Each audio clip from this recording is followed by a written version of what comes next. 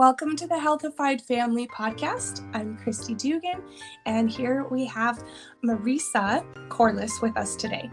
Marissa, can you introduce yourself and just tell us what you do? Oh yeah, sure. Thanks, Kristi. I'm excited to be here. I am a mom of 5 kids, and I've loved birth. I've loved being a mom, and it's not always easy though. So I'm also an herbalist. I am an emotion code practitioner and an elite performance coach. And that's just a fancy way to say that I'm certified in cellular alignment. And so I help women with all kinds of things, from maybe it's like job, they're stressed out about their jobs, to stressed out about the birth they're going to give and having to figure out, how to clear that energy so that they can actually move forward in choice and with joy, instead of that, oh, I have to do this thing I don't want to do. And so I do a lot of like clearing it out so that we can make those choices and be at cause. That is so good and so needed. Yeah. Yeah. Well, that's fantastic. That's what I do with all of my clients. That's what I share in my book and through videos and things, is you can create a birth that you want. You can just write out any of the things you don't want to experience. And then you can co-create with God the experience that you do want to have once you've figured that out. And most of us don't know that that's a possibility, right? Yeah. So can you talk about some of your previous births and how the experience you had with those? Yeah. I had 5 children at home, and that first one, I had no idea what to expect. I think I probably tweaked my midwife out just a tiny bit because I didn't actually do any birth classes. She was like, what are you doing? But for various reasons, it really wasn't a possibility for me at the time. And so I just kind of read some books and listened to some people that would talk on, back then, we didn't have Facebook. We didn't have all of the social media stuff. We did have a few Yahoo groups, if you remember those.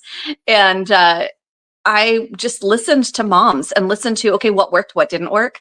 And it was a little emotionally rough because I had a week of prodromal labor, and I didn't really understand what was happening, but in the end, it worked out beautifully. Number 2, that little girl came accidentally unassisted.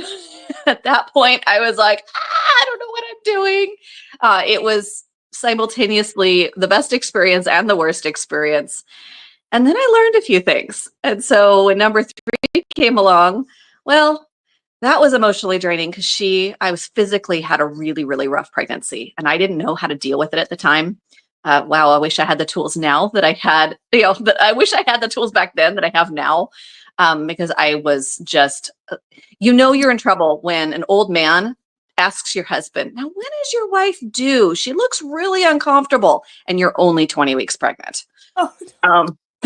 Yeah, if an old man picks up on that, so that was rough. And then I had an easy labor, but it was really long and it was exhausting. So after this accidentally unassisted, boom, I'm done. Then I had this long drawn out, where the heck is this kid? And I had another accidentally unassisted birth. And, but that one I prayed for. And when number 5 showed up, my midwife said to me, Marissa, you've had 2 unassisted births. Why are you even hiring me? And I was like, because you're my insurance policy. Like, if something is going, I said, I will continue to pray for an unassisted birth because frankly, I prefer it now. But I also, having the births I'd had before, I was like, I would rather have you there in case if anything's not going according to plan, you'll be able to deal with it. And I don't have to think about it. So that's your job. She's like, I can do that. So she was there in the background for number 5, and it was actually a really beautiful birth. And so that's that's kind of the summary of my babies. And I don't remember what was the other part of the question. Just like, yeah, just the experience, like how you experienced birth, and you didn't have the tools that you had, but you were still able to have 5 Mhm. births at home. Like, so many people today are told that you can't do that. It's not safe. It's dangerous.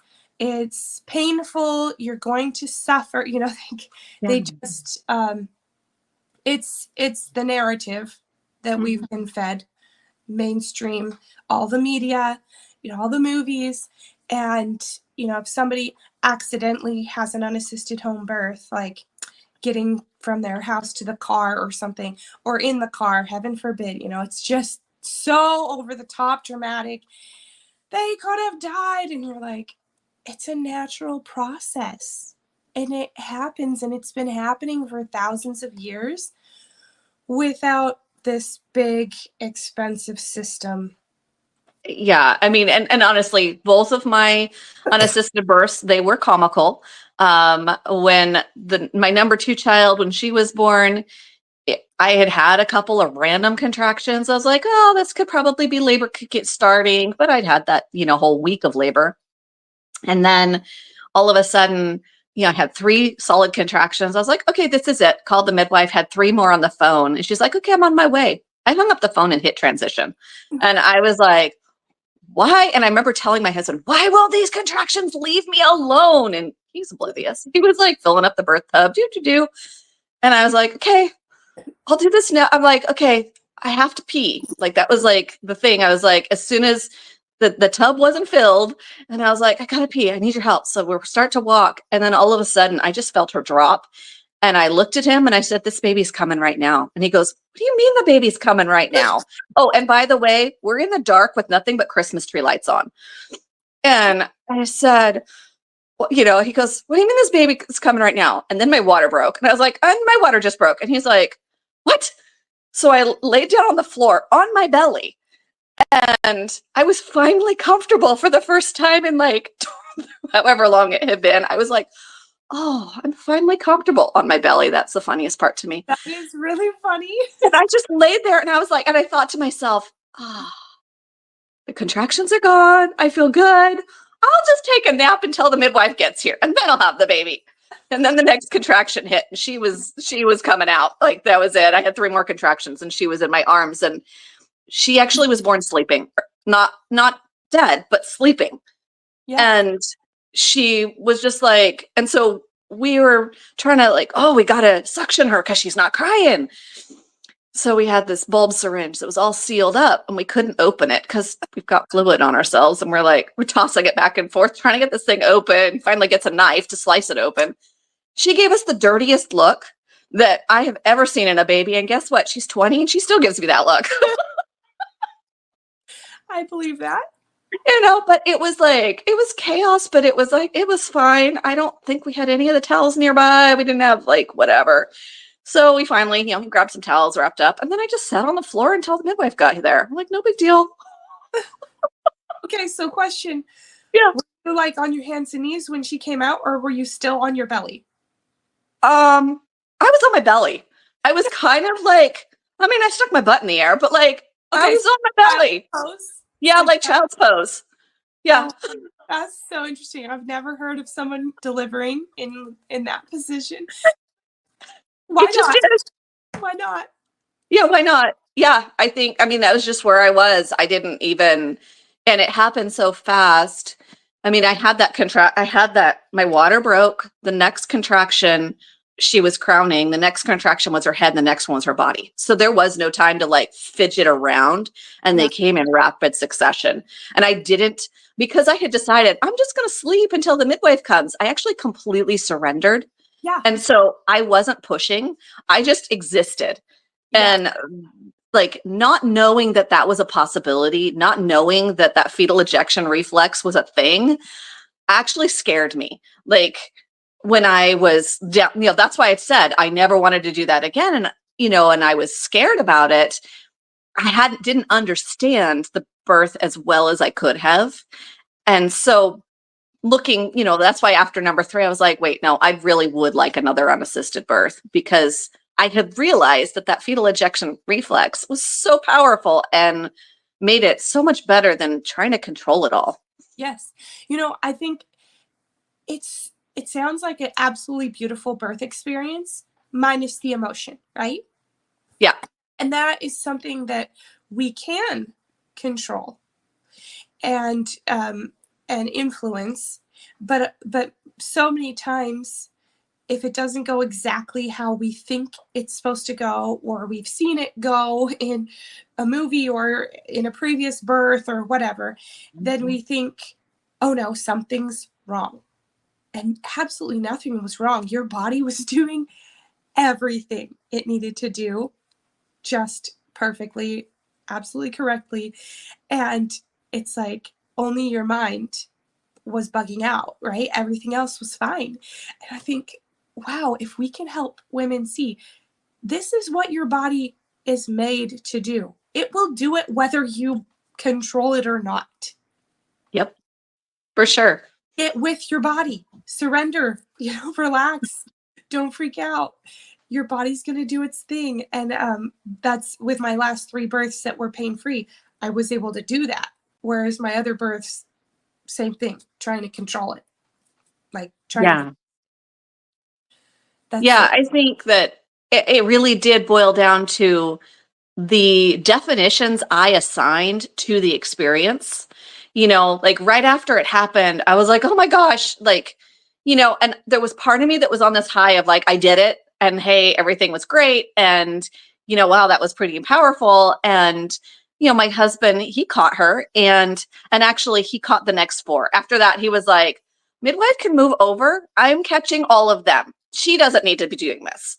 And so he caught the 4, my 4 last children, 4 of the 5.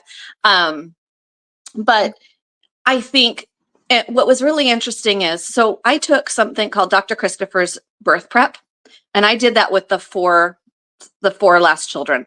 And it was really fantastic. With those 4, I had nearly bloodless births, and my uterus cramped down nice and tight right after the birth. And so I didn't have to do that whole massage your stomach weird thing. And like the floating up uterus and all of that, like that was a non-existence with my 4 last births. And so that was a difference between birth 1 and birth 2. And so, like you said, we look at, well, that's not how it went in the previous birth or the TV birth or my friend's birth. And so I was like, oh, well, the difference was I took this product, and oh my gosh, did it screw me up? And is it always going to screw me up? And so I actually went to, the Dr. Christopher's son is David Christopher, and David Christopher, I know him, and I went to him and I said, okay, David, this is what happened. Did this birth prep like mess this up? And I was freaking out still at the time. And I was like, I think she was about 9 or 10 months old. And he just looked at me and he goes, you lucky, lucky woman. And I was like, what are you saying to me? And I was like, so upset with him. And he's like, it did exactly what it was supposed to do. He's like, your body needed, like, he was like, this is what happened. And he just explained it to me with such a different perspective. And I was able to go home from that and go, oh, wait a minute. If I take those definitions, then it actually feels pretty great. And I actually was able to clear all of that drama out of my emotional state about that birth, that afterwards, after I had talked to him, I was like, yeah, actually that was pretty cool. And I took the birth prep for the next 4, and I don't regret that at all. It really did make a difference. Yeah. And there are so many things that they say don't matter, don't bother, you can't take the, it's not, there's no evidence-based, studies and dates, whatever these things you want to try, go ahead, but they're not going to help you at all. And you actually might want to be careful because blah, blah, blah, right? And you're like, okay, but I have had births where I didn't take those things. And then I've had births where I did, and they were a lot better. So I'm going to go with my own evidence-based experience and say, I think these are great, and they don't harm you. Mm-mm. They don't have negative side effects. So yeah, let's do it. And that's Yeah. what I experienced with my births as well. I did not take Dr. Christopher's birth prep. I wish I would have known about it. Like I learned about, like I already knew about the lower bowel and a bunch of his products, but for some reason I had never learned about the birth prep until right after my twins, my last birth. And I'm like, how come no one, like I've had midwives, I don't know, nobody told me about it. And I didn't come across it myself. So I'm like, okay, for whatever reason, I didn't have that. But I hope to in the future use that. And as well as, like there are some things that I've tried didn't seem to make a difference for me. For example, evening primrose oil. That I did not help me either. like I was Messy mess. and like religiously, using it. And it was messy, didn't really do anything. And I'm like, you know what? Toss that one. If it works for other people, great. But for me, didn't seem to help. So I kind of do my own, like experiments for myself. And I'm not telling other women, do this, don't do this. I'm like, here are tools. Explore them. Use Yeah, them. for sure. See what can bless your life, and use your intuition and pray and ask God, hey, what will support my birth? What will help me with my birth? I know with just with my twins, my midwife told me, hey, if you don't want to have afterbirth contractions that feel 10 times worse than your labor, try this magnesium calcium citrate. And I'm like, oh, no one told me about that before. Tried it. Fantastic. Afterbirth contractions, totally manageable. Like felt them, but not like this is worse than labor, which I had experienced with my previous pain-free births. My labors were pain-free. My afterbirth contractions were not. Oh my gosh, this is horrible. I hadn't thought to include that in my birth plan. Mm-hmm. And then I didn't have that supplement. And it didn't, like I had no constipation, no issues where every other time after birth, it was a couple days where I was hard to go. And this time it was maybe 2 hours afterwards. And I was like, what is this miracle? But it wasn't at all. It's not like magnesium citrate where you're going to go. And that is not a good thing. That's a laxative. This is not a laxative, but it does soften everything up. So yeah, there's just a lot that we can learn. And I don't think any birth is a failure or a awful experience or like, oh, I wish, like my first 2 births in a hospital, I would not want to experience that again. But I'm glad I did because of what I learned from it. So yeah, to hear like, this is what I learned. It actually wasn't a problem. It was good, right? Yeah. It's interesting when I look back at all my births, I look at how my number 5 was the most textbook of all of them. And even he was not textbook, and that's okay.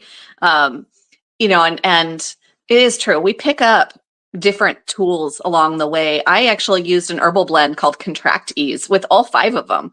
And so after pains, they existed, but they actually never got progressively worse. They never got unbearable.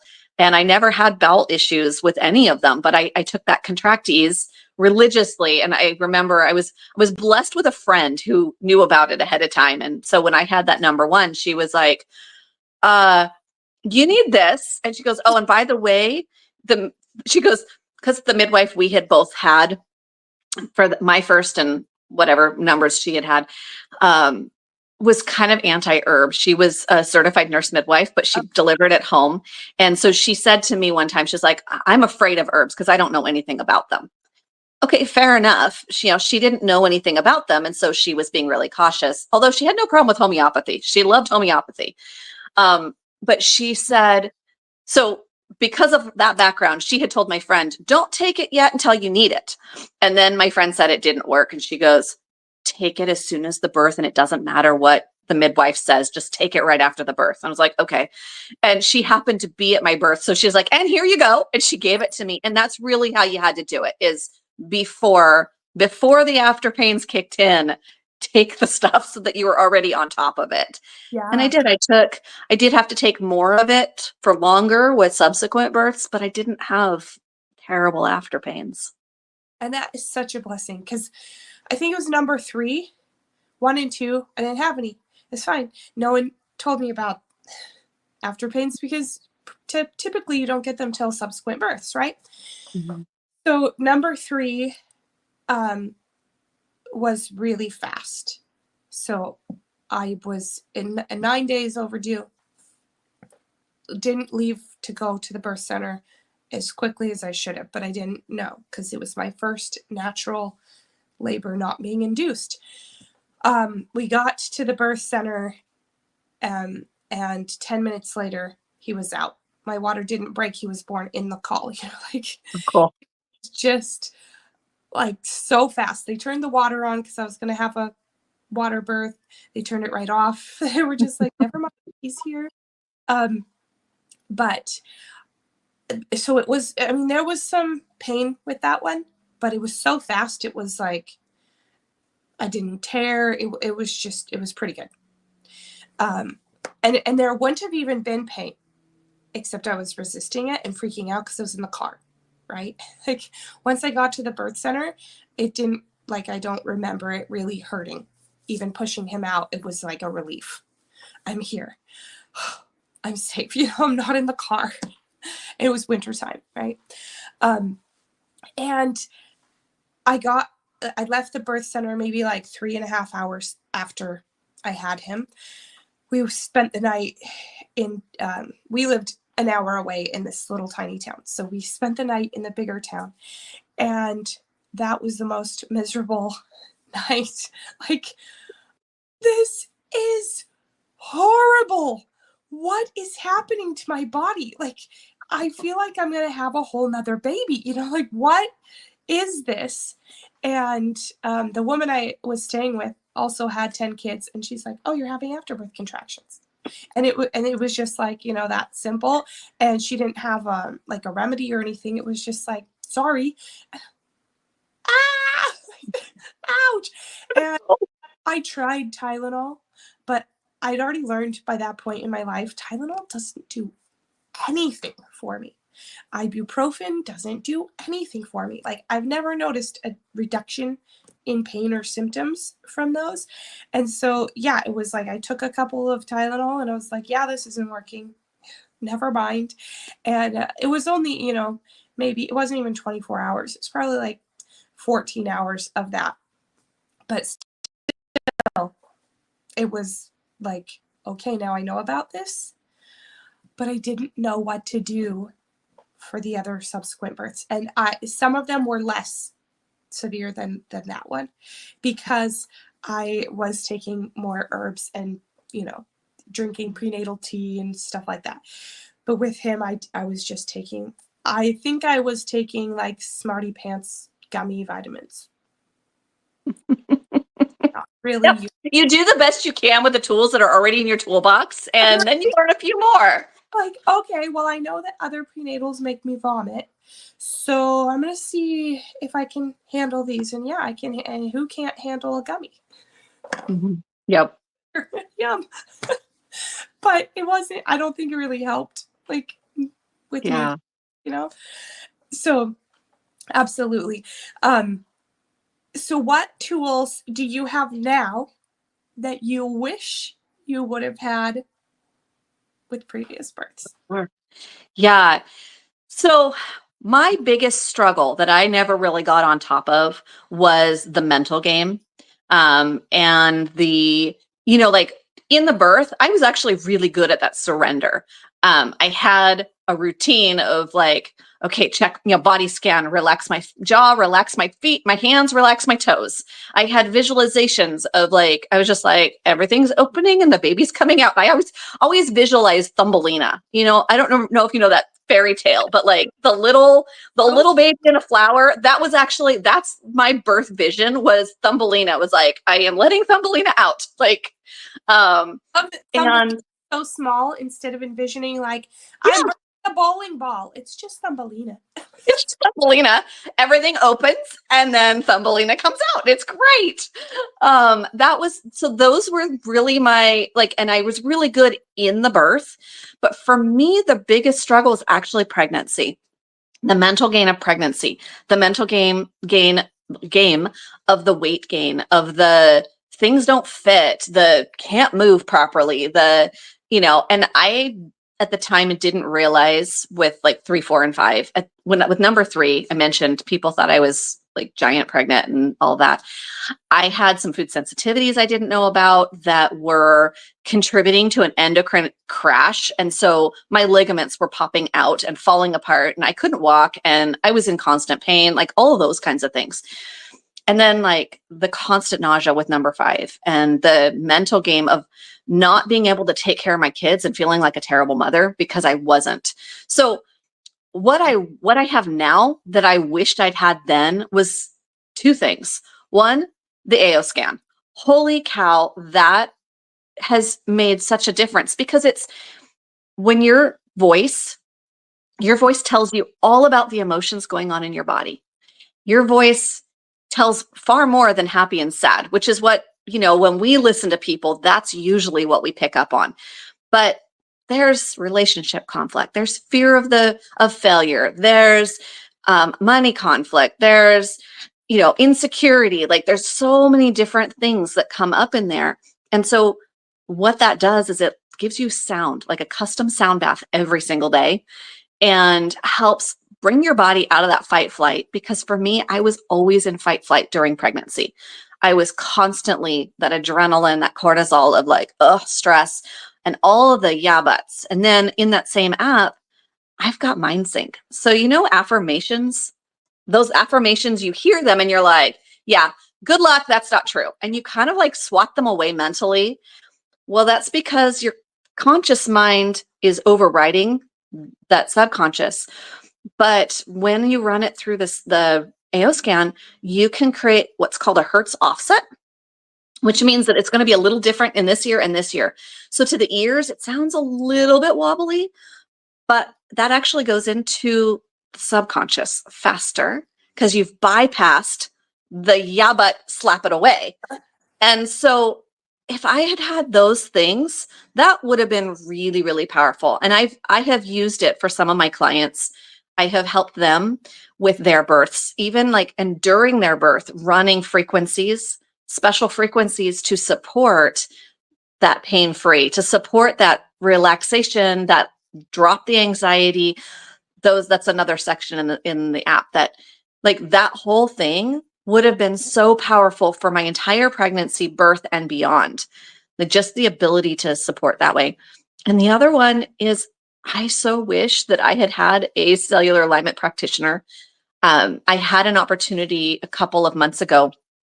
A woman came to me she was pregnant with number 8, and number 7, she had had a full prolapse. She had had all kinds of stuff, and it lasted for like 18 months afterwards, that she was having all kinds of problems. And she was really, really worried about this because she'd finally gotten her health back together. And then she decided to have another baby. And she was so worried about this birth, and it was really tearing her up. And so she came to me and we did a session. And actually her testimonial, there's a video testimonial on my website of this, that she was just like, she was so excited afterwards and for that birth. And she said it was one of the best births she ever had afterwards, just because we were able to clear all of those fears, all of those non-ideal definitions, all of those beliefs and those stories that she'd seen and heard and experienced, and just clear the energy around them. Yeah, those things still existed, but they didn't have the trauma attached to them anymore. And so that, I wish I had had that. And then maybe I wouldn't have had some of that mental game battle in my head all the time. Yeah. Okay. So tell us about, like, for people who are not really familiar with frequencies, like For you. Yeah, it sounds a little strange. They're supposed to help you. Like, I'm so confused, right? Like, yes, they can. Can you speak to that? Yeah, honestly, sometimes it sounds a little bit crazy, and it's like, wait, what? Every single molecule on this planet has a frequency. It vibrates at a certain rate. And every single cell in your body has a frequency, and they actually are not the same. So, like, your heart cells are going to be different than your brain cells, different from your muscle cells, and they all have their own frequency. What happens is that when we have trapped emotions, when we have trauma, when we have those non-ideal definitions, those things create like a disruption in the flow of that vibration. And so now they're not vibrating at the ideal spot. That creates issues because as that begins to energetically vibrate out of sync, now it can't function the way it's designed to function. And so what those frequencies do, it's like a tuning fork. It's basically like a reminder to those cells, hey, remember, this is your blueprint. This is what you're supposed to do. And it helps them to start to synchronize with that. There was a study done at, was it UCLA, I think, where they you can look this up on YouTube. They hit a bunch of metronomes. If you do look up synchronizing metronomes, and you can hit 5, 10, 15, 35. The more you do, the longer it takes to synchronize. But what happens is they hit them all at different times. So now they're all squampus, right? And they will start to sync slowly. And it's fascinating. And they do. Every single one will fall in line and synchronize. And that's what the frequencies are doing, is telling your body. So when you do that every day, it's not enough to just oh, I'm done. If you do it every day, your body starts to synchronize to that blueprint resonance of what it's supposed to be. And then you don't have as many symptoms. You don't have the issues, because what happens is that it gets out of sync before you ever have symptoms. And so if you can correct the out of sync even before you have the symptoms, you don't get them. Right. I think about, as you were talking, like an orchestra. Let's say that you have this orchestra, everybody's playing beautiful music, that's your body. And then you have, the oboe gets out of tune. And if you've played in an orchestra or know about an orchestra, usually the oboe is the one who gives, for the woodwinds anyways, who gives the clear beginning note. Well, if the oboe's off or the other instruments get off, now you have a cacophony. Mm-hmm. And now you're like, I don't want to hear this. This is horrible, right? And it causes chaos, and it causes anxiety and stress to anyone listening, anyone in the orchestra. The whole experience is, instead of beautiful, it's horrible. And if you can stop, tune up, get back in sync. And the same thing could happen if the percussionists were out of sync, right? Mm-hmm. Even if the tuning is all correct, if the rhythm is off, the same thing. It's going to drive us nuts. And our body, it works on these frequencies. And if it's not in tune, if it's not functioning the way it's supposed to, we don't like it. We feel, we notice it, and it usually affects us in first in mental ways and then in physical ways. And it's like, I'm going to get your attention one way or the other. Tell us about what you how to get a hold of you. What's your website? If people wanted to follow you on social media, how can they, hey, I loved what you said. How can you help me? How can I get one of those scans? How, Yeah, for sure. I can help you get that scanner. I can help you get, I do see clients to help clear some stuff, whatever, whether it's that, I'm going into my birth and I just want to clear some of my beliefs around it. Or maybe it's a little bit more long-term of, there's these things that I want to become that better mom, helping helping you show up in that mom you want to be. Those are some things that I can do. So you can reach me at learnandbewell.com, or I'm on Instagram, Learn and Be Well. I'm also on Facebook, Marissa Corless. So just come find me. I would love to talk. I love to make new friends too. So, and especially if you're into natural birth, I love all things natural. And, those are some things. And also my Facebook group is Nourish from the Inside Out and the Outside In. So you can come join my Facebook group as well. Awesome. Well, thank you so much. That was so helpful. And I just love to hear every story. I love my listeners to hear, like, this is what it can be like. Even if you're resisting it, even if you don't know, it doesn't have to be this long, dramatic, dangerous thing. Like, you could just lay on your belly and have a baby, right? Like, not that there's no things that could go wrong. Absolutely. Be prepared for that. And I loved what you said about having the midwife there as backup, because you may or may not have, I know for me personally, I do not have the mental clarity when I am zoned and giving birth to think about, what do I do? My baby's not breathing. Oh, I should get oxygen. Like, I'm not there. The midwife is there. She's not all zoned out. She is right there, ready to do whatever she needs to do. Prepared. She has experience for all of that. And even if you don't need it at all, you have that, like, security blanket, whatever. So I do think that is super crucial. And I love that you pointed that out. Like, I could and I will pray for an unassisted home birth, but also I'd like you to just be there as a backup. Like, and if someone chooses an unassisted home birth, that's fine, as long as they have the skills to deal with those things and don't have in their mind, like, it just won't happen to me. Because I feel like it's almost more likely to happen because they haven't prepared and addressed those issues.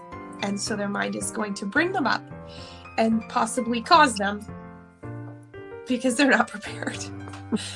So yeah, well, that's so fantastic. So thank you so much. I super appreciate it. And we will see you guys on the next one. Bye.